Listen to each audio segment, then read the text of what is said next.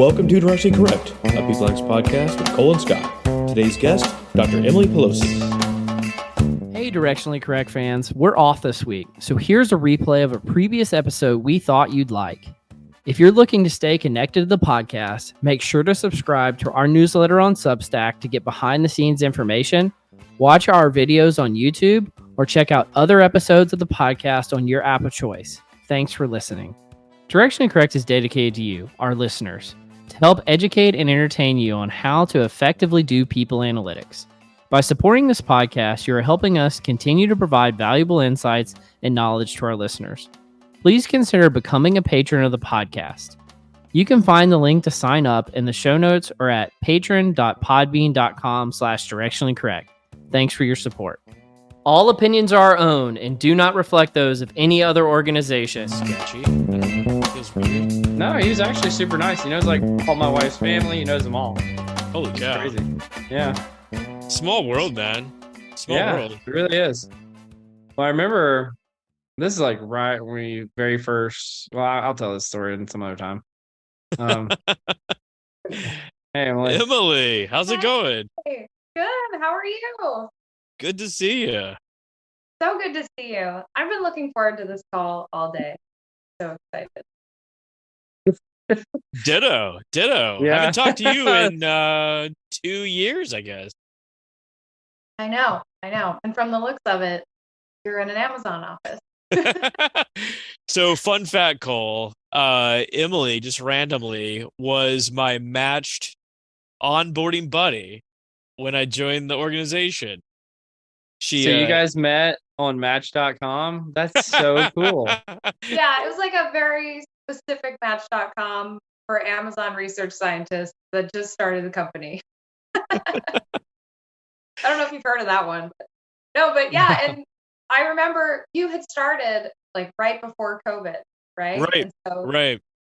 we never met in person, and I remember talking to you about how you would move there just to hang out in this apartment for a little while. That is very accurate of the experience I had. I moved to Seattle in like late March of 2020 because it was only going to last a couple weeks and everything was going to get back to normal. And now I come to the office and no one's here. So Are you in Seattle now? I am. Oh, right downtown. Awesome. Are you still in Okay. Seattle?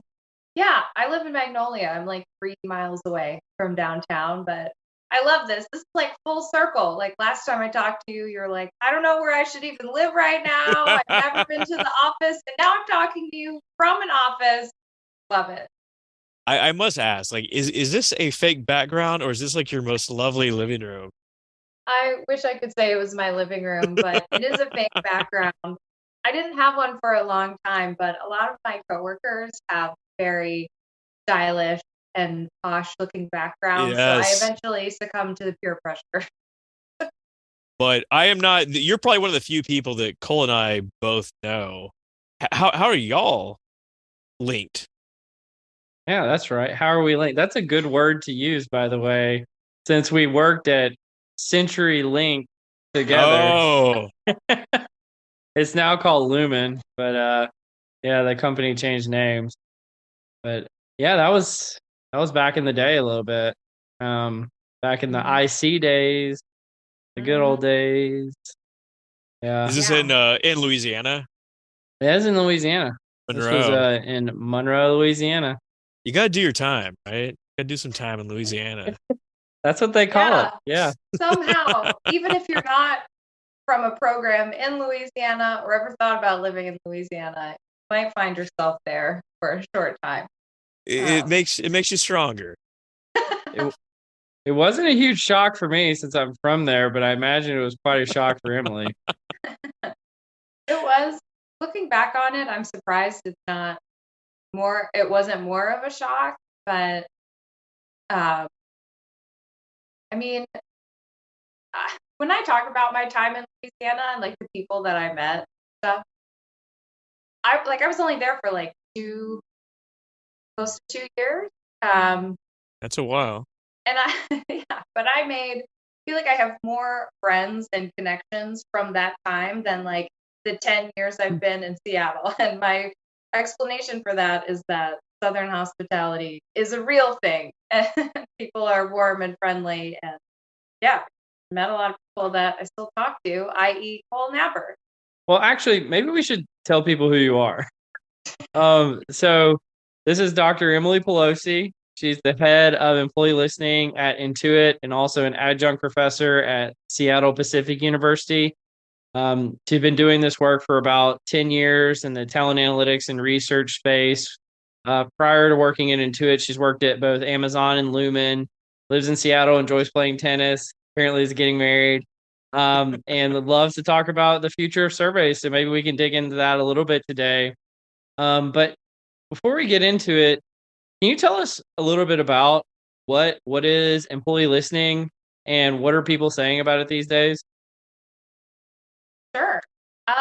So I actually have a question for you two before I start. Uh-oh. Uh-oh. I'm curious, what do you think of when you think of employee listening? Like, what does that mean to you? I'll go. Why not? Employee listening, I think about it in terms of getting the voice of your customer, i.e. the employees, and just staying attuned to their sentiments, their reactions, and this sort of thing. Yeah. Well, if I'm being like hyper literal, I honestly, when I first heard the concept, I thought it was kind of like how people always assume that IO psychologists are like organizational therapists and we're just having like listening sessions to hear people's problems, which I guess is kind of what it is in a way. But really, like nowadays, it's mostly surveys and then passive techniques. It's really those two things from what I can tell. People always say it's like, oh, it's town halls and it's employee communications and all that. And it rarely ever is. But, tomato, tomato. What do you think, Emily? Yeah. No, that's awesome. So you both touched on like how would I like to describe as being two core aspects of my job. When I talk about employee listening, in my role specifically, I think of two things. The first are the surveys. So Cole, you touched on that. We partner with Glint to do enterprise-wide pulse surveys, life cycle surveys, catch onboarding and exit sentiment, stuff like that. Pretty standard. But then we also have this other kind of my other side of the house we call the voice of the employee. So you mentioned that, Scott. It's a collection of active and passive data sources that are geared to give us employee sentiment data in between our pulse surveys. So all together, these two things work in conjunction to gather data on the employee experience. When I say employee experience, I know that could also mean a lot of different things. The way we think about it, especially with like an IO lens, is attitudes around career goals, engagement, job satisfaction, all of these important attitudes and perceptions that lead to on the job behavioral outcome. What you mentioned like passive data. There's probably various levels of accuracy to these sort of results, but like what kind of passive data are you collecting? That's a great question. And that's definitely an area where we're expanding. But when I think of passive, I think of ways that people are crowdsourcing data, like having an always on survey. I think that's technically active, but the goal is that it's there in the background, almost like a virtual suggestion box in a sense. There's calendar scraping, productivity monitoring software, stuff like that. Like I think Microsoft is expanding a lot in this direction with their product Viva, especially. So those are some of the passive things like Slack. I know we use a platform called Slido that, are you familiar with Slido? I am not, no. It's I basically heard of it, but now that you bring it up, I cannot remember. So can you please inform us? Yeah. I actually hadn't heard of it before I joined Intuit, but it's a platform for use it for a polling feature. So if you're in a town hall meeting or something. Oh yeah, it's like Minty or whatever that's called, or Mentimeter. Yes. Sure. Yes. Yeah. Yeah. So that's a good way to see like, oh, what's top of mind for employees? Like what questions are they asking? What concerns are there? That kind of thing.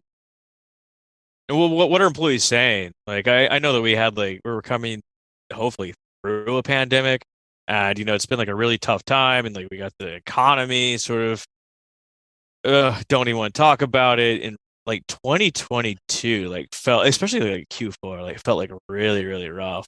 Like, have you seen a change in employee sentiment overall? Uh, and what are they saying? a great What are they question. saying, Emily? What are they What Yeah. saying? are the people saying? Well, I'm listening. We're listening. Exactly. We hear you. I also should say other companies. I see employee listening a lot. I also see employee sense. So I Ooh, think what's that's that? another. That's just another name for this type of function. Like employee sensing. So you can listen, you can sense. You're gathering data. Yes. We're like taste, touch, feel, smell. We're sensing ESP. them, like seeing dead people. Oh god. Like, We try to stay in this dimension most of the time.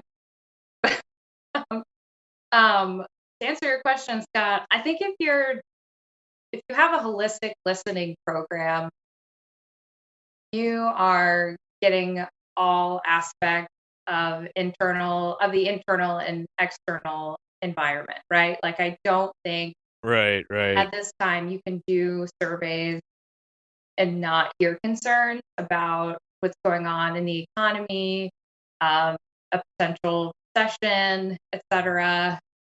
Similarly, you should also be picking up on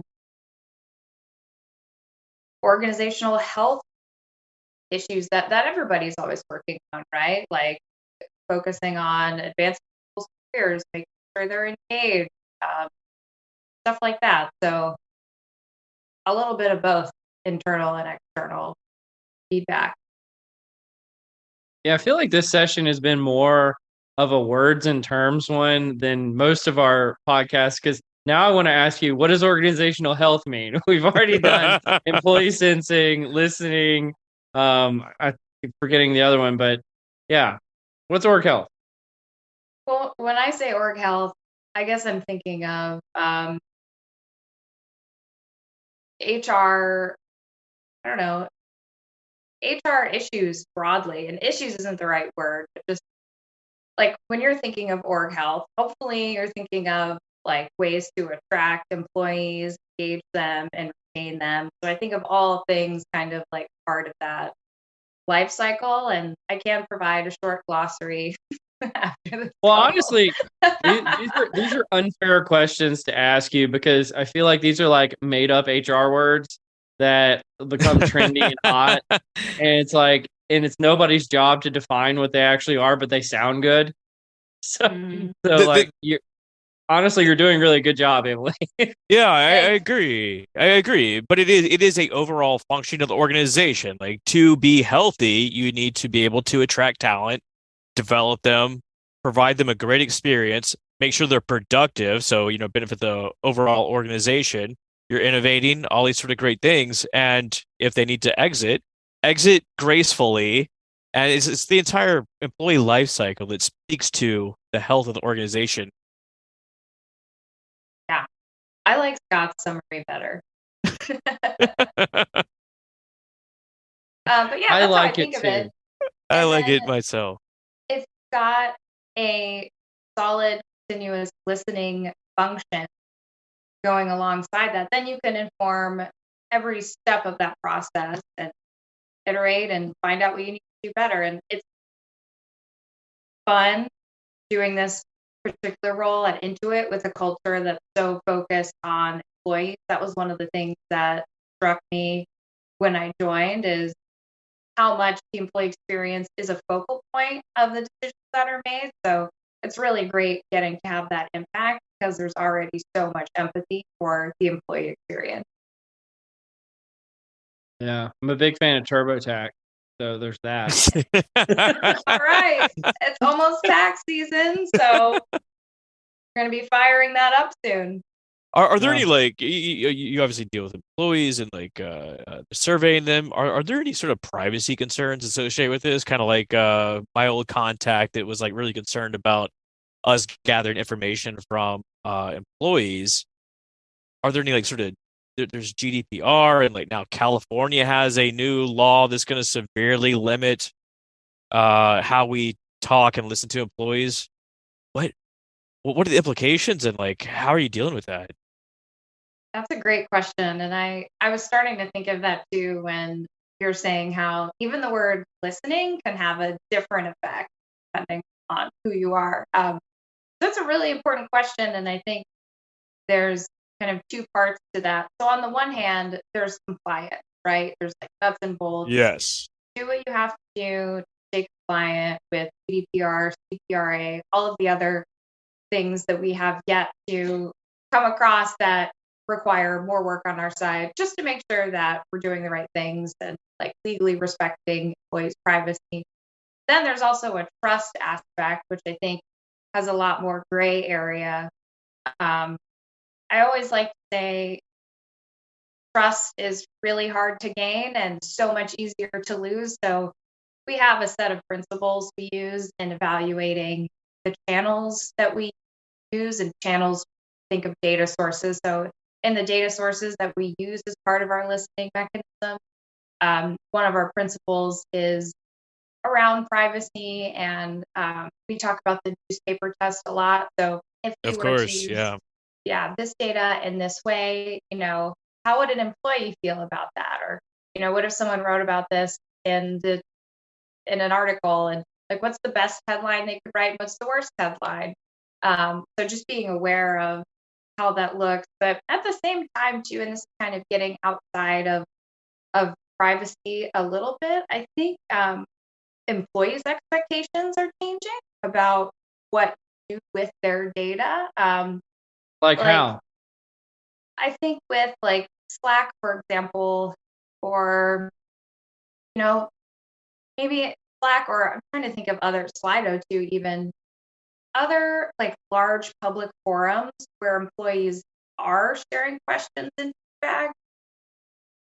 I suspect there's an expectation to action that feedback, much like when you send a survey and ask someone for feedback. There's kind of this unspoken, like, well, now I expect you to do something with my feedback. I think the Yes. same now that there's so much more passive data available, people are using it so much more. Now there could be a growing expectation that, you're doing something with that. So that'll be interesting to keep track of. So Slido, not a sponsor, could be just throwing that out there. If anyone's out there's listening. But like are do you see a generational difference? Like are older employees, more tenured employees, more apt to be more privacy concerned than say like newly minted Gen Z employees coming to the organization? Just because they're so used to dealing with like digital technology and having their data out in the world. Yeah, I think potentially there could be something there. And when I think of generational differences overall, I always think of like one of the underlying factors is probably your relationship with technology, right? So Clearly, yeah. depending on how much you use it, like me, for example, I do use Instagram and Do it for the TikTok. gram. I do it for the gram, right? And I'm kind of like a voyeur of TikTok. I'm not on TikTok, but I watch it through Instagram like a good millennial does. And, um, I actually kind of appreciate how, like, if I'm looking for something like wedding dresses, for example, I don't have time to look for every wedding dress under the sun and go through all these stores. I spent a couple minutes on Google searching for wedding dresses, and then on Instagram, like every fifth post is like a wedding dress boutique, and I'm like, oh, okay, this is kind of great. Like I know these selections are being hand fed to me, and I need to be aware that like I'm not choosing what I'm seeing, but it's also kind of helpful for me to be like, oh well, here's some dresses I like, and here's some I don't like. Appreciate you, Google. Yeah, I For a mean, minute. TikTok is a fantastic tool that people don't really know about. I mean, like Cole sends me TikToks of him dancing in the kitchen all the time. I think you Yes, need to send that those to me now happens. too. I need to see Cole's TikTok dancing. You guys, you're something else. Um, well, as we all know, choices is an illusion anyway. So, did you ever really have a choice? But yeah, That's I will say we are in different TikTok bubbles because TikTok kind of just funnel you into different areas, and I see very few wedding dresses. Their algorithm hasn't really advertised for me in that way well, yet. I'm sure if you started Yet. looking, then you too would get in the wedding dress circuit. Absolutely. Well, I don't know where to go from here. Uh, one of the things we wanted to talk to you about today, because I know that surveys play a big role in employee listing, generally speaking, and in our IO psychology background. We thought a fun discussion might be just because Scott and I were brainstorming before this, and we are like, we've worked with people in other professions who do surveys too and think that they kind of hold the crown. So we wanted to ask you, who do you think are the biggest survey snob? Is it IOs? Is it some other profession? Are there professions that are better at surveys than IO psychologists? Like, what are your thoughts on this, Emily? Such a funny question. And I want to hear your answers too. I'm really curious. I don't think you're going to like my answer. I've been thinking about this for a few days and I couldn't think of any other group of people that care more about surveys besides IOs. I think we might be the problem on this one. And I say that jokingly, but seriously, um, we have so much background in writing items, testing them, and psychometrics. And um, I think that not everyone knows that there's a science behind surveys. And I've been in that conversation a couple times when I've been the person to share that. And I wonder if that's the curse of being an IO. I think it is. I don't do much survey work anymore, but I do recall in past experience at other companies that you'd have people throughout the organization that want to create their own items, and you say like, well, you can ask that, but that's a triple-barreled question, and there's no way you're going to get accurate results, or like you're asking like a dichotomous question that you're not going to get what you want, and you get pushback. It's like, okay, okay. Early in my career, I worked at a real survey research organization that does like mass scale things like the U.S. Census and Bureau of Labor Statistics and that kind of stuff. And I would actually say if you're going to do any kind of like mail survey, like an actual like old school, it's on paper, survey methodologists wipe the floor with IO psychologists. Like they're just really, really good. They know their stuff backwards and forwards. I would say when it comes to things like employee sentiment, we know the best. And I'll say, just for the sake of it, political scientists are probably the best at creating surveys that will slant results in their favor. Because I don't know if you've ever taken these political polling things, but they are just ridiculous a lot of times. They're worse than the triple barrel questions usually. So, Cole, like, what are you talking about? Like sampling methodology and this sort of stuff? Is that where like the survey researchers are really up to Like, speed? I mean, honestly, I can't even speak to. I remember there was a book written by a guy named Dillman. I'll have to look it up, but it Yeah. was like the tome of how to do like these specific sophisticated surveys, and it's a lot of stuff you don't even think about, like how many things that get sent in the mail get sent to the wrong place and don't show up, and that's like sampling error and stuff like this, things that you wouldn't even think about that they're making corrections for. And so it Oh, was I wow. was very impressed by them. And it was stuff I like, because I mean, I've never even done a non-digital survey, and why would I nowadays? And so Right. I was very impressed by those people and how they're able to extrapolate from results. So, Emily, you do teach a internal consulting class at Seattle Pacific. What are the biggest takeaways? What can we learn the most from, like, if you had to distill it down to just like a couple nuggets? What are the biggest takeaways?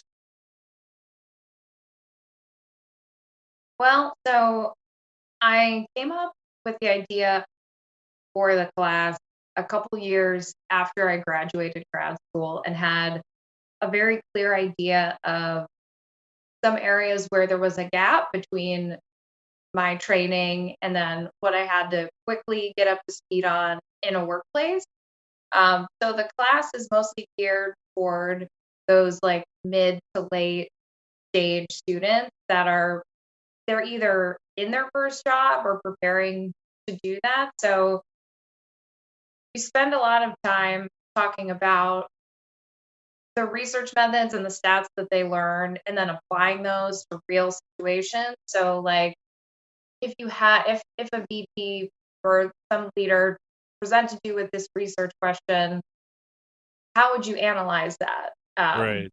And also walking them through what that looks like. Like when we have group discussions and I post something like that, people come up, like 3 different students will come up with 3 different ways of analyzing something, and just to kind of walk them through, like, these are actually all correct, right? Like there's multiple ways to get one thing done, but here are the ways to find the best path by making the right trade-off.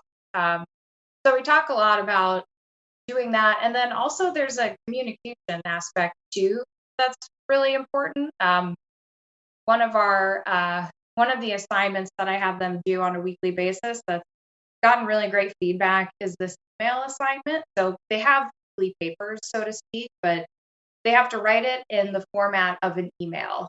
And so I grade them. Interesting. Fascinating. Yeah. It's good practice, at least. Yeah, I spent so much time my first few years on the job writing emails and trying to get my point across, kind of really laboring over the words I was using and being succinct but being accurate. So I have them do that. The recipient is this fake VP that asks them these very short, direct questions, and they have to give a short, direct response, but with the right supplemental information. And so I give them guidance based on like clarity, scientific rigor, brevity, grammar, spelling, etc. First of all, you sound like a great teacher. So these students are lucky. I do want to go back to the first part of what you were saying, though, about like students having different ways of analyzing the data and coming to results. What are your thoughts on like mixed methods research and the ability to kind of like triangulate results? I always call it like if you don't have like a slam dunk experiment, using like the preponderance of evidence, like from like the legal backgrounds, like how do you find a real finding, even if you can't prove if it's causal? I don't know. What are your thoughts on that when you're teaching your students or in the workplace for that matter? That's a great question. And it makes me think of the name of your podcast, because I was thinking about that last night. One of the things I really love, like, truthfully, the best you can ever get is directionally correct, right? Like, we're social scientists. We're talking about supporting hypotheses at the end of the day. We're not proving anything. And even when you have a causal relationship, there's a whole bunch of caveats that can make you less confident. So that's the unpopular opinion that, no one really wants to talk about, but it's true. So then in that case, I really like things like mixed methods research, and I like them more now, and I do more qualitative research and practice than I ever would have imagined in grad school, because it is another way to support your finding, and just kind of lets you frame things in a way of like I actually heard someone say this a couple months ago. I really like it. It just, if you're trying to find the right direction and you've got some results, someone is asking you like, how confident are you, or how strong is this relationship? They said, well, if I were a betting person, I would put my money that this would happen. And so I like that framing of like, this is directionally correct. And obviously sometimes some decisions warrant way more rigor than that. But I like how you put that, the preponderance of evidence. I mean, that reminds me of the book Thinking in Bets by Annie Duke. That book changed my life. So I'll put a link to the show notes. But Scott, what were you saying? Yeah, I mean, speaking of like strength of relationships, like Emily, how strong is your relationship to the Waffle House? The Waffle House. Yes, the Waffle I've never House. been to a Waffle House. What? You lived in Louisiana for 2 years and never visited a Waffle House? I think there was Shame one like on a you. mile away Shame. from me. Never Oh, been. oh. I mean, like, once again on TikTok, I saw someone talking about the Waffle House, and the question was like, is it good? No.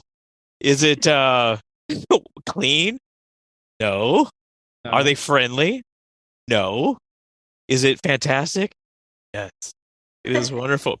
Anyway, so the Waffle House is we're going to present you with a topic and you can waffle on it. You get two options and it's just a bit of fun. So, you have two options. You have a ton of data, but it is terrible. It's just crap. Or would you rather have few cases, but you know it's clean and solid? Ooh, like Sophie's Choice. I sent you waffling already. Big time waffler over here. She makes her own waffles. She doesn't go to Waffle House. We do. Belgium style, like we go big on the waffles. I mean, I think my gut is gravitating toward the fewer but clean data Yeah. because I like the precision that can come from that and the accuracy. However, I could see that hurting down the road if I need to generalize in a way that I can't because I have few cases. Yeah, I think it goes along with your proposition around making sure things are directionally correct. I mean, if you need to impute cases or like go into like some sort of like bootstrapping, you have that option. But then again, I mean, you could try and clean that big data set, but you never know if it's going to be right or not. What about you, Cole? Yeah, I mean, if we're talking about a really bad big data set, I mean, I think we've all kind of figured out at this point that bad big data was always a lie. Like you were going to get Oh something from it. yeah. And I think about like if you have, and I'm assuming your small data set is a good representative data set, that just sounds like real good sampling practices that you could extrapolate to a larger finding. Whereas a bad big data set is just bad data. Well, That's not really telling you anything. what if that small data set that's really good is like old, but the big data is fresh? I mean, it's freshly bad data. Totally Like, fair. Totally fair. Like I think I still take the old good data.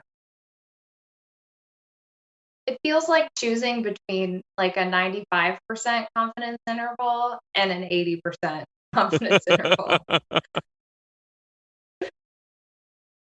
When 80%, I mean, if you really dig into this stuff, it's basically like not having a confidence interval. In most psychology situations, Yeah, this is not a good thing. There's a lot of error. Yeah. pretty generous. Yeah. Well, you can move into the nerdery now.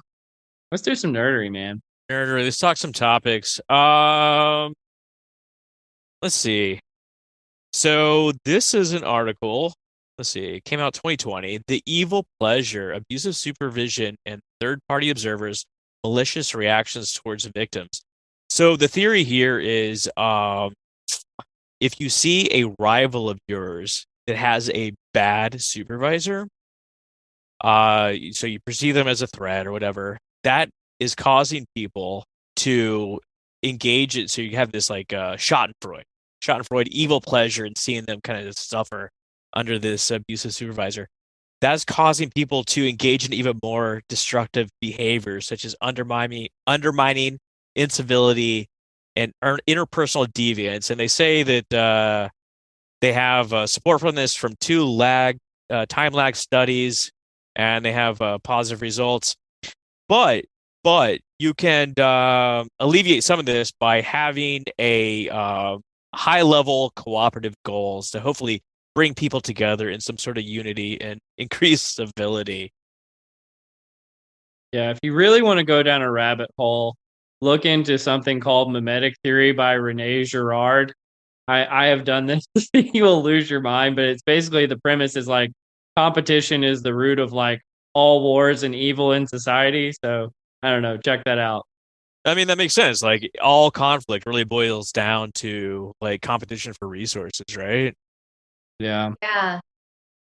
The word I was thinking of competition as well. That really stuck with me. Like, so I've been thinking about that since you sent me a sneak peek of the article, and I'm really curious what is that underlying mechanism?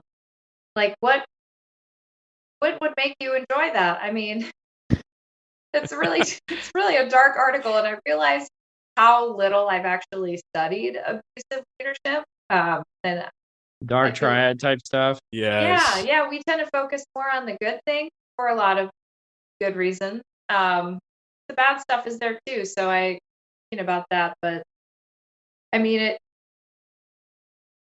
That sounds like a rough place to work. You were part of that study.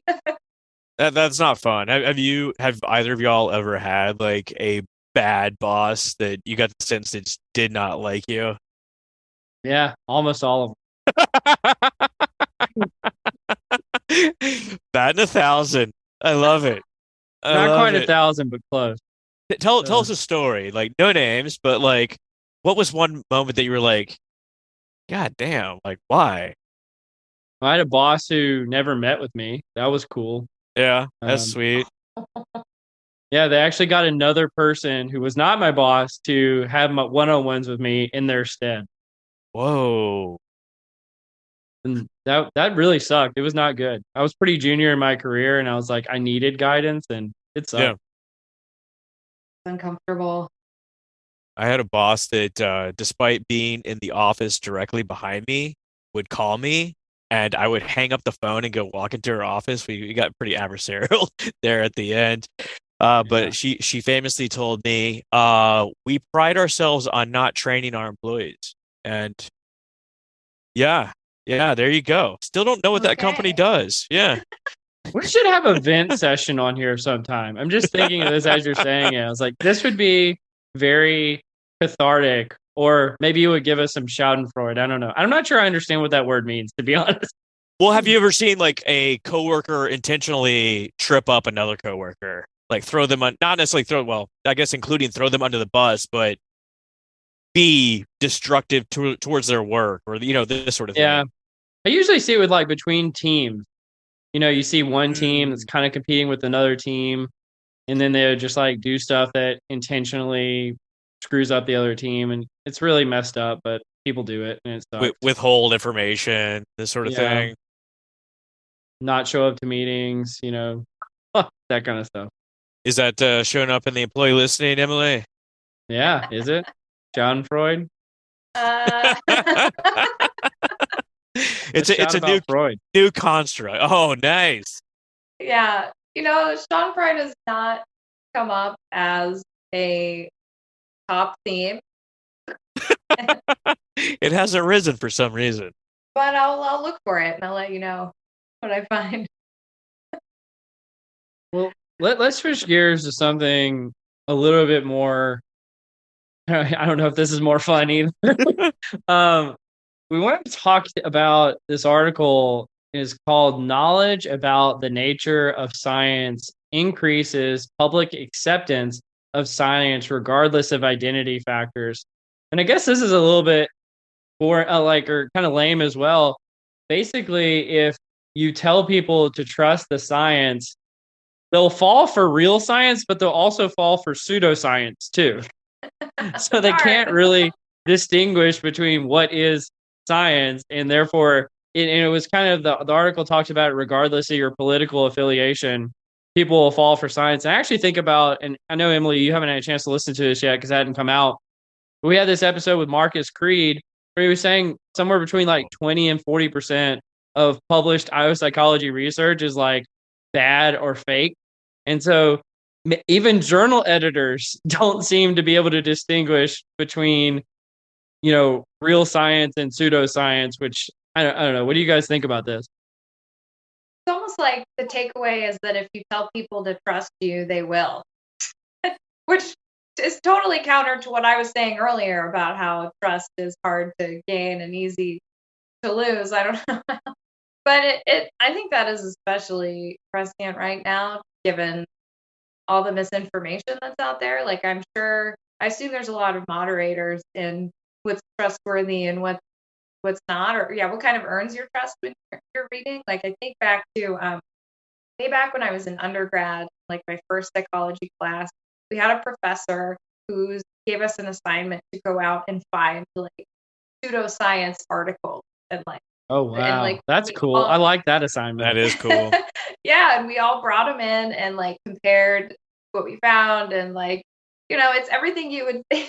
Like all these articles are like it's real science, data analytic, and like charts don't make sense or have like they're like missing the labels. You don't even know like how many people were in the study. Like really bad stuff like that. So Emily, I told you not to talk about my dissertation like that. Gosh.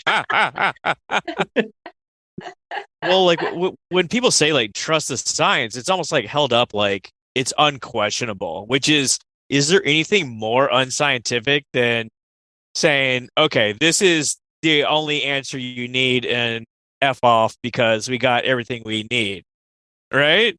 Yeah. Well, When there's a reason why people are called con man. Con is short for confident, giving people like untoward confidence in you that they shouldn't have, and that's essentially what this is saying.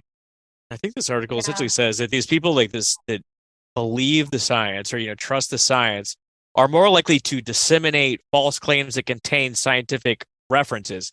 So it may be false, but it says like 4 out of 5 dentists prefer this toothbrush. Is it real? I don't know. Quote from Mark Twain. You're brushing your teeth. Yeah, no, that's scary, honestly. But important. Do you think people also have different mental models of what science really is? Oh, absolutely. Are we talking about like the average human being or like PhDs in psychology? Probably more of the average, but I could see like between disciplines, like, there's been a long-standing debate about social science being different from other science. Soft sciences, hard sciences, that whole thing. Yeah. I think when people associate with science, they associate with hard sciences. Let's be honest. Like that's what they're talking about, and I think they assume that people are like using white lab coats and beakers, and there's like smoke coming out of the beaker, and they're doing something like that, or using a microscope. I assume that's what people think science is, and it's probably a pretty trustworthy endeavor. But they also probably think it's a little bit of magic because they don't really understand it. So, I don't think anybody's spending a lot of time thinking about social science. Let's be honest. No, especially when you start talking about like different phases of the research project, like the lit review. I would say I'm conducting research, but in reality, you're going out collecting articles, trying to find background information, which I think people laugh at in this regard. Yeah, it almost feels kind of backwards the way that we cite other papers, but obviously you don't want to plagiarize, but how often do you sort of change the meaning? Like, does it turn into a game of telephone? Maybe this is why 20% or whatever you were saying, Cole, of our IO psychology. I wish that was why. That's not why. No. Let me listen to that later, and I'll break my heart on my own time. Well, someone went back and reviewed the actual Hawthorne studies and found exactly what you're talking about. So over time, people just cited secondary, third, fourth, fifth references. And like over time, the actual findings of the Hawthorne study were far different than what was actually conducted. Mm-hmm. So, I mean, like, yes, this can happen, especially like, you're moving fast. Like, you're just like, okay, Cole said this was true, and I'll believe Cole.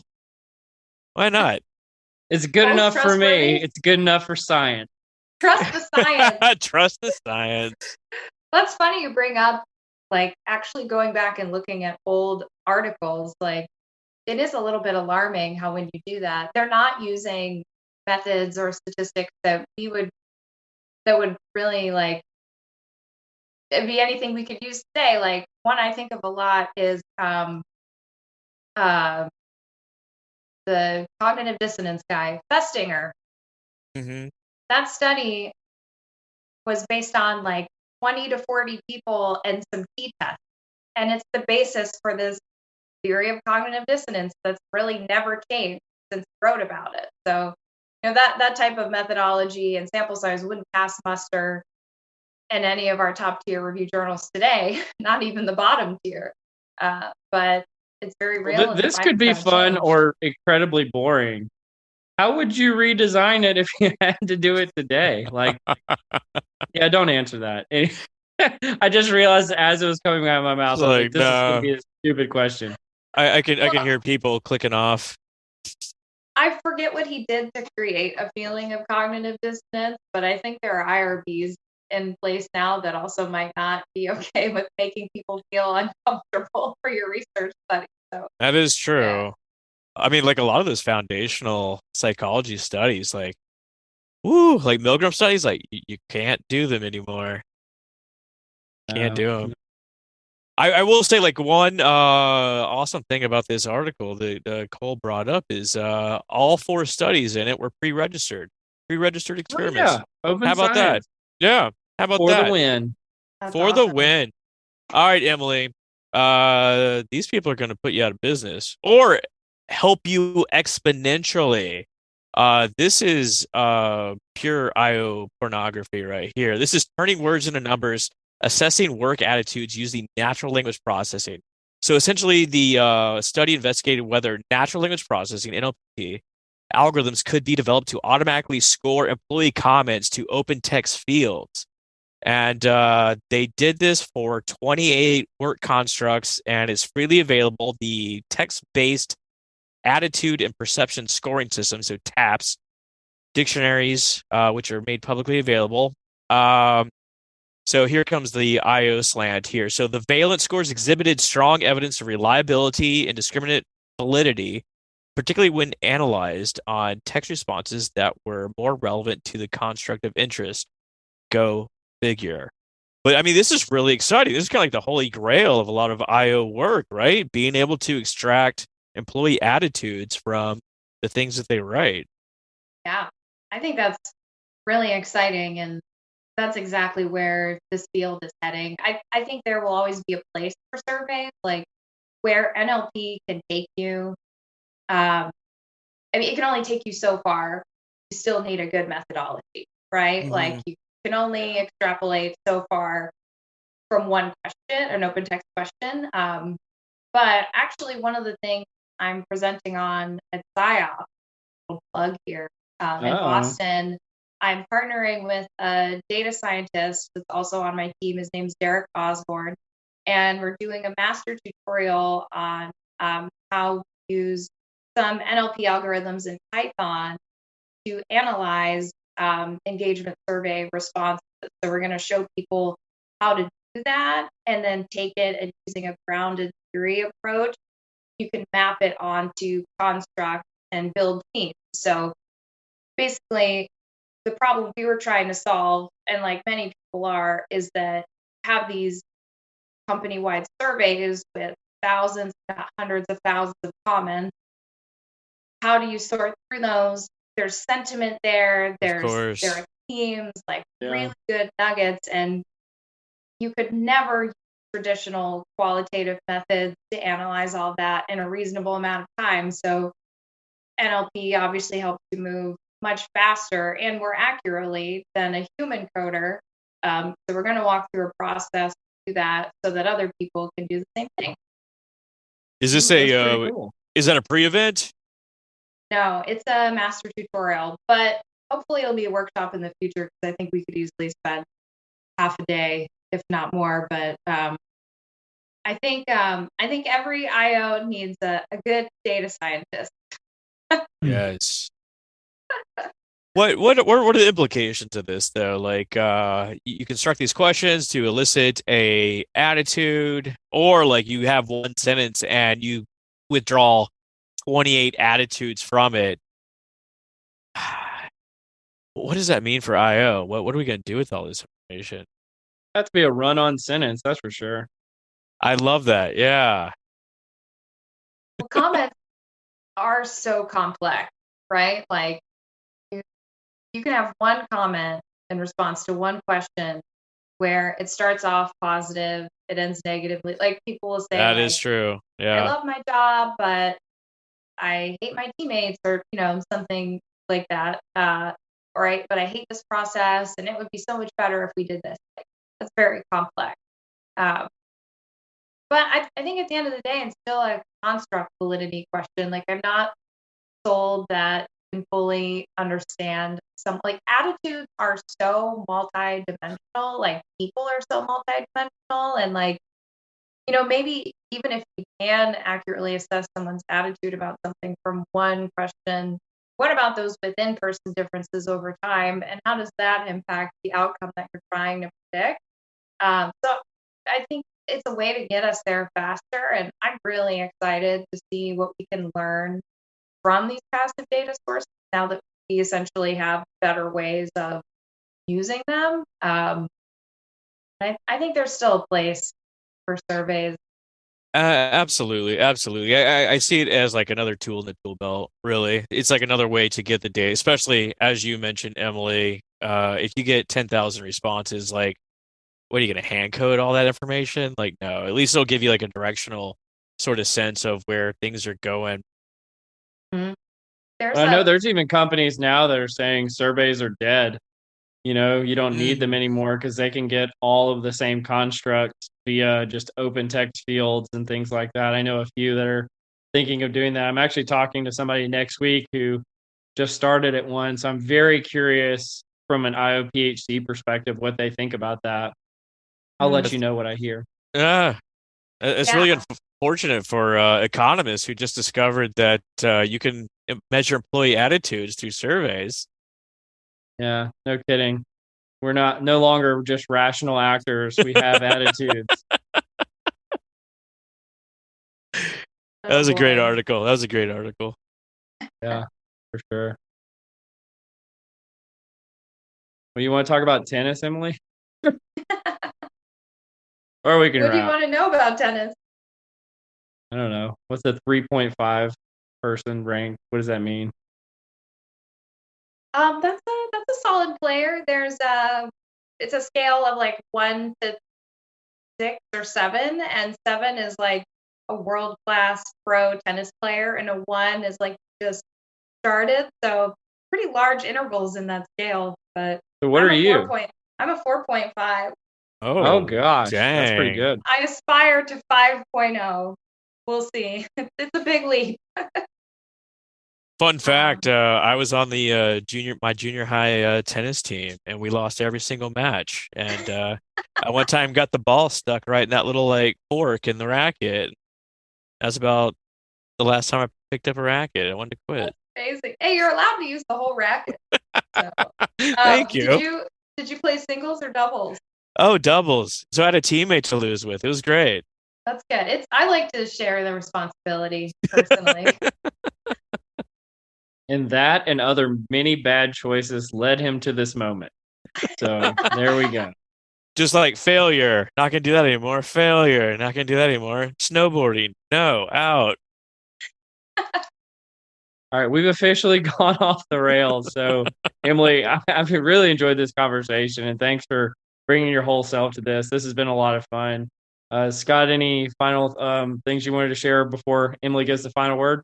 Emily, so good to see you again. Thank you so much for all the information. Congratulations on the marriage and the new home, hopefully soon. And I hope to talk to you in the near future. Thank you. Yeah, especially now that I know you're down the street. And you've come full circle, finally going into the office, living in Seattle like you planned on doing pre-pandemic. But it was wonderful to see you. Cole, always great to catch up with you too. Thanks so much for having me. This was a lot of fun. Absolutely. Well, you've been listening to Directionally Correct, People Analytics podcast with Colin Scott and Emily Pelosi from Intuit. Thanks for joining us, Emily. Thank you.